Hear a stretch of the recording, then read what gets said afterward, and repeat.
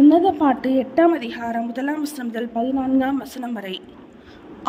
நீ என் தாயின் பால் குடித்த என் சகோதரனைப் போல் இருந்தீரானால் நான் உம்மை வெளியிலே சந்தித்து முத்தமிடுவேன். என்னை நிந்திக்கவும் மாட்டார்கள். நான் உம்மை கூட்டிக் கொண்டு என் தாயின் வீட்டுக்கு அழைத்து கொண்டு போவேன். நீர் என்னை போதிப்பீர். கந்த வர்க்கமிட்ட திராட்சரசத்தையும் என் மாதள பல ரசத்தையும் உமக்கு குடிக்க கொடுப்பேன். அவர் இடது கை என் தலையின் கீழ் இருக்கும், அவர் வலது கை என்னை அணைக்கும். எருசலேமின் குமார்த்திகளே, எனக்கு பிரியமானவளுக்கு மனதாக மட்டும் நீங்கள் அவளை விழிக்க பண்ணாமலும் எழுப்பாமலும் இருக்க உங்களை ஆணையிடுகிறேன். தன் நேசர் மேல் சார்ந்து கொண்டு வனாந்தரத்திலிருந்து வருகிற இவள் யார்? கிச்சிலி மரத்தின் கீழ் உம்மை எழுப்பினேன். அங்கே உமது தாய் உம்மை பெற்றாள். அங்கே உம்மை பெற்றவள் வேதனைப்பட்டு உம்மை பெற்றாள். நீர் என்னை உமது இருதயத்தின் மேல் முத்திரையைப் போலவும் உமது புயத்தின் மேல் முத்திரையைப் போலவும் வைத்து கொள்ளும். நேசம் மரணத்தைப் போல் வலிது, நேச வைராக்கியம் பாதாளத்தைப் போல் கொடிதாய் இருக்கிறது.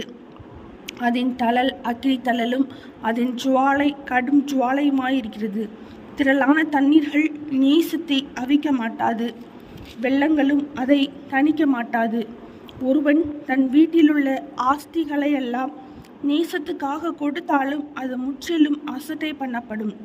நமக்கு ஒரு சிறிய சகோதரி உண்டு, அவளுக்கு ஸ்தனங்கள் இல்லை. நம்முடைய சகோதரியை கேட்கும் நாளில் அவளுக்காக நாம் என்ன செய்வோம்? அவள் ஒரு மதிலானால் அதன் மேல் வெள்ளி கோட்டையே கட்டுவோம். அவள் கதவானால் கேதுரு பலகைகளை அதற்கு இணைப்போம். நான் மதில்தான், என் ஸ்தனங்கள் கோபுரங்கள். அவருடைய கண்களில் கடாட்சம் பெறலானேன். பாகால் ஆமோனிலே சாலமோனுக்கு ஒரு திராட்சை தோட்டம் உண்டாயிருந்தது. அந்த தோட்டத்தை காவலாளிகள் வசத்திலே அதன் பலனுக்காக ஒவ்வொருவன் 1000 வெள்ளிக்காசு கொண்டு வரும்படி விட்டார். என் திராட்சை தோட்டம் எனக்கு முன்பாக இருக்கிறது. சாலமோனே, உமக்கு அந்த 1000 அதன் கனியை காக்கிறவர்களுக்கு 200 சேரும். தோட்டங்களில் வாசம் பண்ணுகிறவளே, தோழர் உன் சத்தத்தை கேட்கிறார்கள், நானும் அதை கேட்கட்டும்.